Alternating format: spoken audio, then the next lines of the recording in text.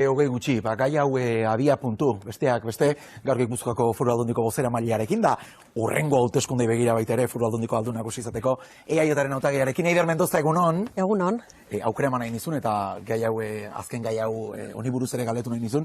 Hain justuta Josunek esaten zuenaren arira, ez dut eztabaidarik esango, gai honek berez eztabaidarik behar ere ez duelako, baina arloko profesionalen iritzirik entzuteko borondaterik ere ez dute izan. Ez, eta horrek harridura handia sortzen du, ez? Hori araututa dago, eskubide hori araututa dago, eta niri bai Josunek eta bai Amaiak esate zuten bezala, krudela iruditzen zait eta inola ere ezin da horrelakorik onartu. Erabaki bat hartzen duenean emakume batek, bere haurdunaldia eteteko delako arrazoiagatik, horrek ere sufrimendu handia sortzen du, eta horrelako behartzea zure seme alabaren taupadak entzutea erabat krudela iruditzen zait eta beraz onartezina.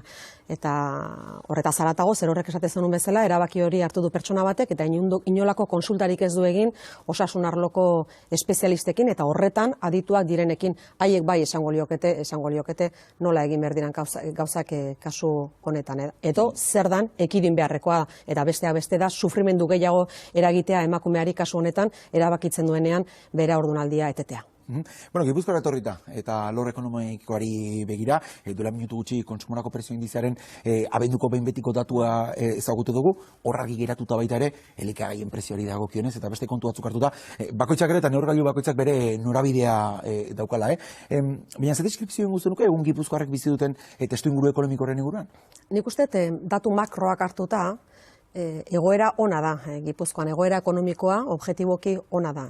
Ona da, langabezia tasa 6,9an dago, gure enpresak ondo kapitalizatuta daude, beraien salmentak 15% igo dira bataz beste aurreko urtekoarekin alderatuta, aurreko urtea errekorrekoa izan zenean, diru bilketa oso ondo doa, 6%ra edo 5,8%ra iristen ari da, eta hori da ere aurreikuspena etorkizunari begira, baina egia da gero ere mikroora pasatzen geranean, alegia etxez-etxe juten geranean, inflazioak eragina du etxeetan, eta zailtasunak dituzte famili asko eta askok, ikusten dutelako, nozitzen dutelako beraien poltsikoetan prezio egoera horren ondorioak. Eta beraz, horrek eskatu egiten gaitu, eta azken soziometroan guk Gipuzkoako Foru Aldundiak soziometro bat egiten du, jakiteko zein den Gipuzkoaren egoera, jakiteko zein den beraien kezka, eta ikusi deguna da noski inflazioaren ondorioa kezka nagusi dela, eta kezka handia daukatela gainera etorkizunari begira ere, alegia etorkizunak zerrek duen.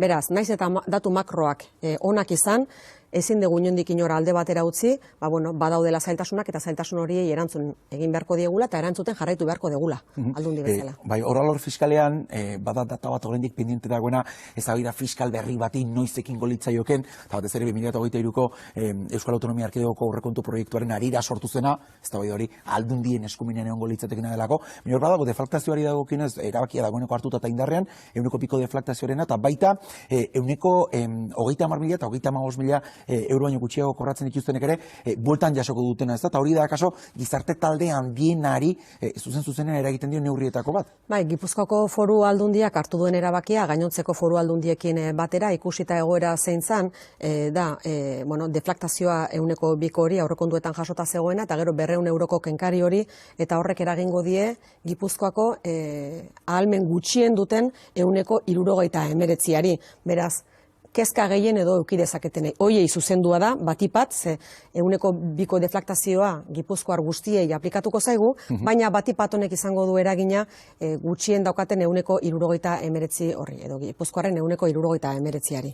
Baina nik hori ez nuke lotuko inundik inora ere egin behar den, edo burutuko den, edo aztertzen ari den etorkizuneko aldaketa fiskalei, ze egoera hauetan nik askotan entzun izan, eta gainera nik hori bat egiten dut gogoeta horrekin, da egoera zaila denean, edo egoerak eskatzen dunean azkartasun bat, ez da eztabaida fiskaletan sartzeko egoera momentua izaten. Zergatik, unean hartu behar dira erabakiak, kasu honetan deflaktazioarena eta 200 euroko kenkari horrena danok ikusiko deguna, edo jabituko era horretaz errenta aitorpena egiten dugunean, horretaz haratago, aldaketa fiskalak egiten direnean bere eragina izaten dute, gerora ukitzen dute, eta beraz ondo hausnartu beharreko kontuak izaten dira. Ez, eragina da, gerora etorriko dan zerbait, alegia momentukoari ez dio erantzungo, eta gainera aurretik dagoenari azterketa serio bat egin bertzaio. Gutxiengo soldatari dagokionez, beste elementu bat gehiago daukagu eztabaidan, Mitxelakuntzak jarritakoa mai gainean lehenik eta behin behintzat, gutxiengo soldatak 1.400 eurokoa izan beharko lukela Euskal Autonomia Erkidegoko 3 lurraldetan, eskumen almenari, erosmen almenari referentzia egina, zer itzia daukazu? Hor, gutxieneko soldata hori ezin dute finkatu Euskal erakundeek, eskumen hori eukitzea gustatuko litzaiguke, edozein kasutan bai ikusten duguna da, erosa almen hori gauzatu ahal izateko, alegia gaur egun zailtasunak dauzkagula dauden soldatekin, eta horre bai kezkatzen gaitu, alegia 0,9ko langabezia tasa euki arren, badakigu jende asko eta asko zailtasuna dituela, hilabete amaieran etxe bizitza, edo beraien bizitza duin aurrera eraman ahal izateko. Naiz eta pobrezia egoeran daudenak gutxi diran, naiz eta gutxi izan da ere horiek guztiak aintzat hartu behar ditugun. Bai. Baina egia da, eta hori Europa mailan gertatzen den zerbait da, orokorrean, da naiz eta pobrezia tasa bajua izan gure lurraldean eta horren kontra borrokatu behar degun, pobreak gero eta pobreagoak dira. Orokorrean mundu guztian, eta hori COVID-aren ondorioz ikusi den zerbait izan da. Alegia, bada tendentzia bat gertatzen ari dana, eta tendentzia horri erantzun egin behar zaio. Eta hori erantzun beharko zaio, noski horrelako politikekin, alegia gutxieneko soldatak duina behar du izan, eta izan behar du eraginkorra zure bizitza aurrera eraman alizateko, baina aldi berean ere bestelako politikak ere batzuk ere aurrera eraman beharko dira. Besteak beste adibidez, bazterkeriaren kontrakoak. Eta Gipuzkoako Foru Aldundiak hor lanketa handia egin du, hain justu gainontzeko erakundeekin batera, Eusko Jaurlaritza, erakunde antolatuekin eta bar, elkarrekin lanean bezalako egitasmo bat martxan jartzeko, elkarrekin lanean bilatzen duena da bazterkeria egoeran egon daitezkeen edo bazterkeria egoeran dauden horiei laguntzeko tresna bat lanaren bidez. Gipuzkoako Foru Aldundiak bere garaian jubilazio primak kentzeagatik erabaki judiziala ezagutu dugu, Euskal Autonomia Erkidegoko auzitegi nagusiak behin-behinean behintzat berriz ere berreskuratzea erabaki du 34 langile publikoentzat. Zakite, une honetan horri dagokionez egoera zein den eta gainontzeko langile publikoei ere zabaltzeko aukerarik ikusten den?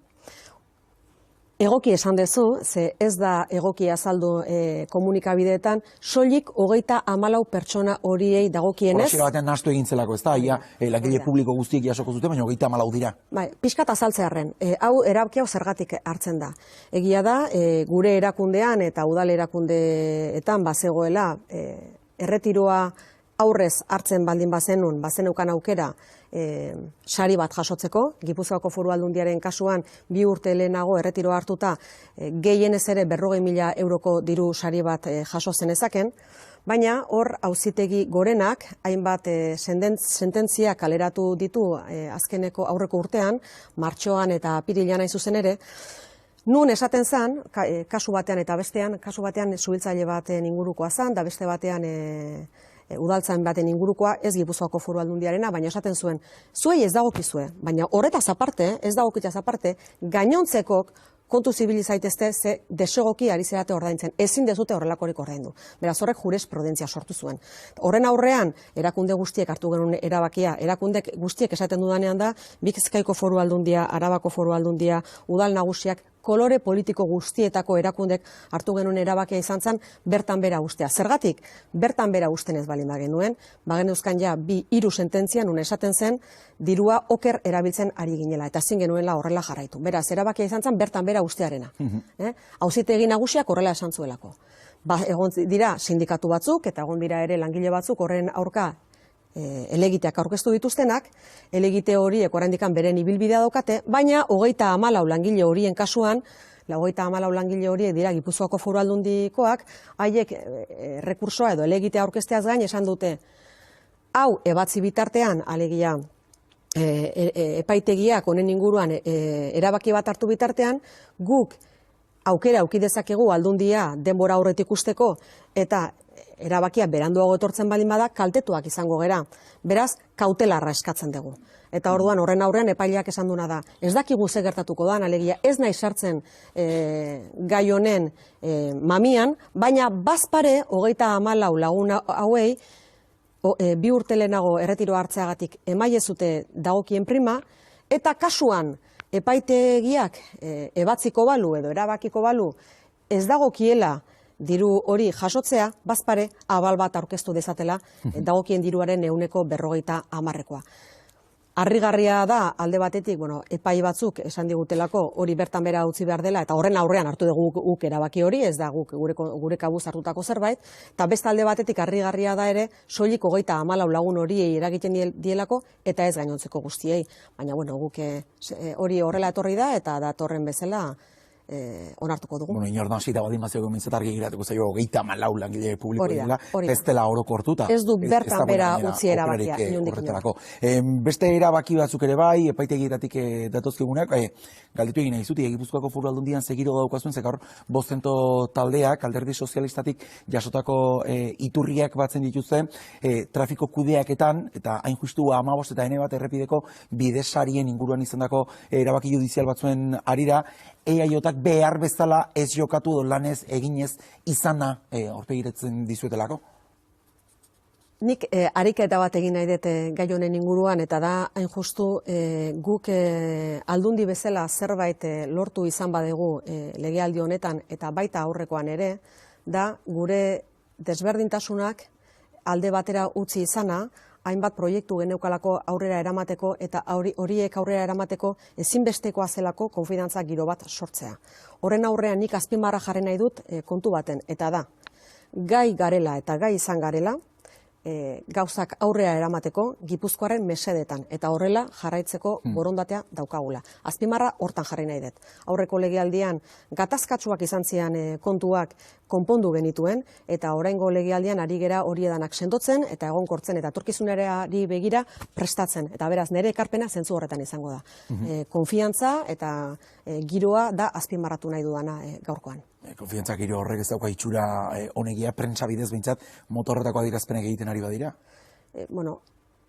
Adierazpen horiek egiten dituztenek azaldu beharko dute, baina nik nire ardura daukadan enean beti saiatu gera gu elkar ulertzen gainontzekoekin, horiek gatazkak saiesten saiatu gera, naiz eta gero beste modu batera kudeatu behar diran noski, baina nire ekarpena izango da injustu azpimarratzearena konfidatza giroan lan egiteko gai izan garela eta horrela jarraitzeko asmoa daukagula. Jakitun zinen behintzat Alderdi Sozialista etzegoela guztiz konforme gaiaren inguruan EAJko gobernukideak hartutako erabakiarekin? Nik uste dut foru aldundi baten eta kudeaketa publikoa egiten denean, etxe batean bezala, desadostasunak ugariak izaten diela. Nire etxean bertan, 4 seme-alaba ditugu, ez gaude ados, inundik inora ere gai guztien inguruan. Baina semeak lehenago batatuko dizu zuri ez dagoela guzti lagunari baino? Inora, baina etxean bezala, aldundian konfiantza osoz, maigainan jartzen ditugu gai guztik eta horren inguruan hitz egiten dugu.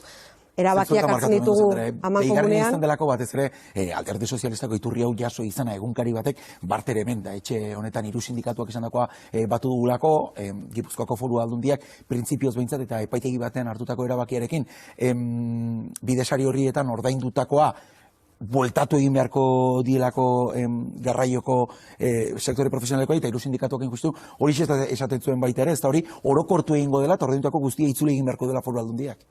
Hori aztertzeko dago oraindikan, sententzia horren inguruan edo 3 kamioilariri arrazoia ematen die epaitegiak, esaten duena da, lehenengo foru araua bertan bera gelditu zanean eta bigarren foru araua bertan bera gelditu ziranean, orain 3. bat daukagu indarrean, bai gutxi, azaldu nahi nuke honen azpian zer dagoen, ez?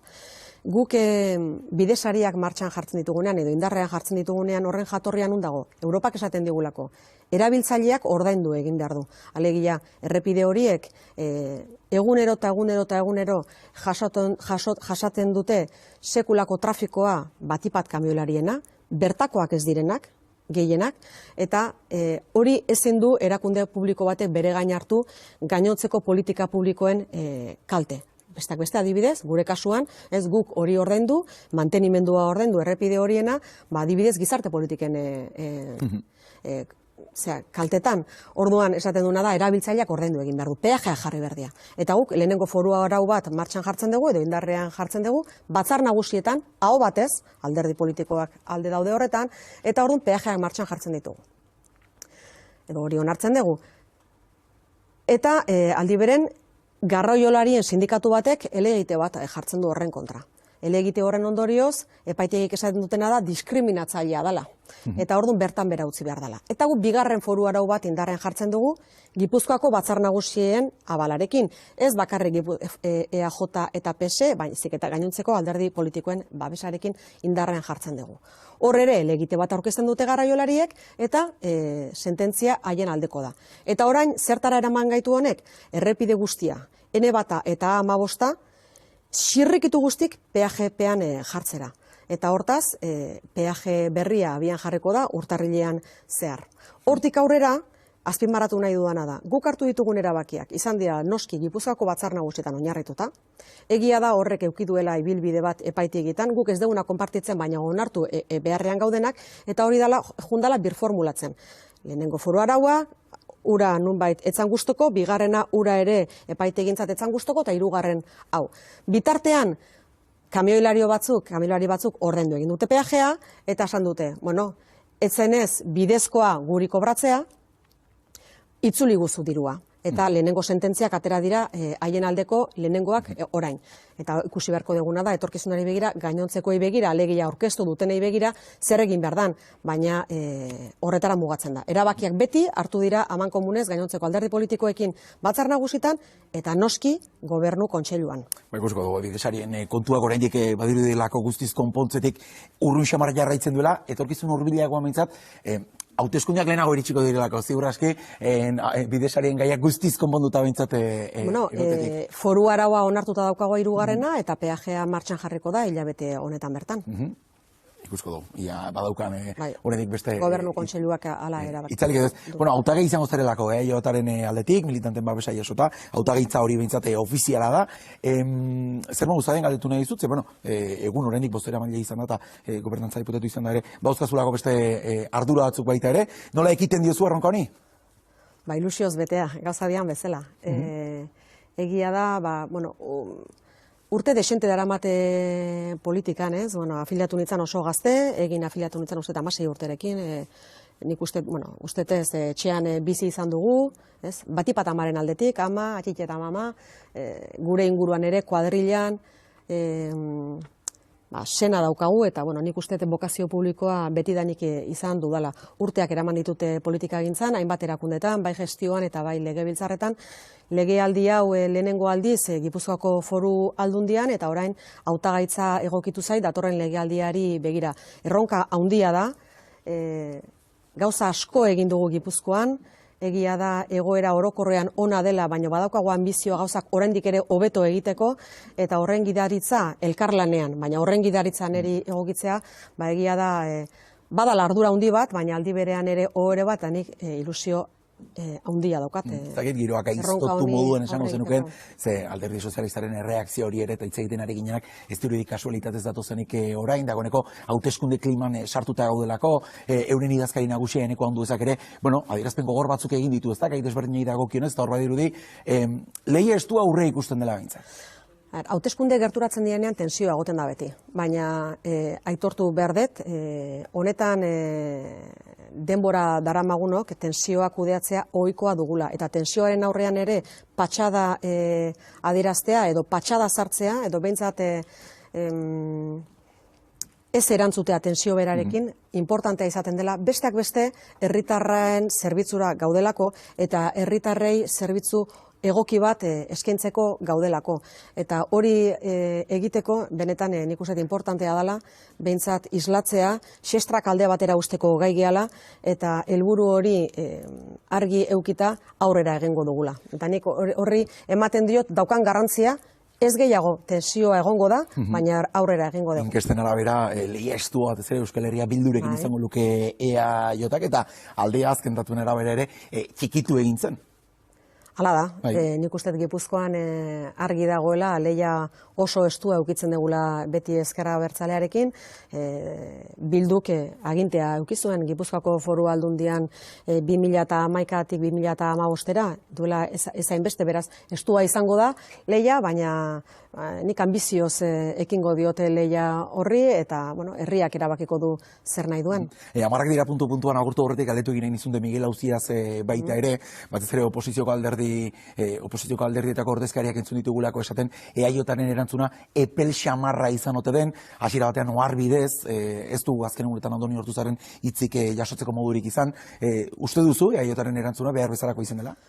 EAJ kontundentzia erantzun dio kontu honi. Alegia, maigainean jarri zenean eta epeitegietara jo zenean, hitz egin zen alderdikide hauekin, alderdikidei eskatu zitzaien alderdia ustea eta hala egin zuten, eta gainera bai lehendakariak eta bai Andoni Ortuzar berak barkamena eskatu zuten, alderdikide izanik horrelako jarduera aukizutelako, jarduera pertsonala. Inundik inora, etzen alderdiarena izan, baina bai pertsona batzuena, hain justu alderdian ardura zituztena. Lehendakariak eta Andoni Ortuzar EBBko presidenteak barkamena eskatu dute hori dela eta. Beraz, kontundentzia erabatekoa da. Hortik aurrera, tensioa sortu nahi dute batzuk, edo tensio giro horretan murgiltzea gustatu egiten zaie. Baina argi daukat, kontundentzia eta eredugarria izan dela alderdiaren erantzuna horren aurrean. Eider Mendoza, eskerrik asko, tardetxo egin dugun etortzagatik. Ez zaizulanik faltako, beraz, animo eta zorteon aurrerantzean. Hala izango da. 10:01 albisteak egun ratuko ditugu, egun hona Euskadin.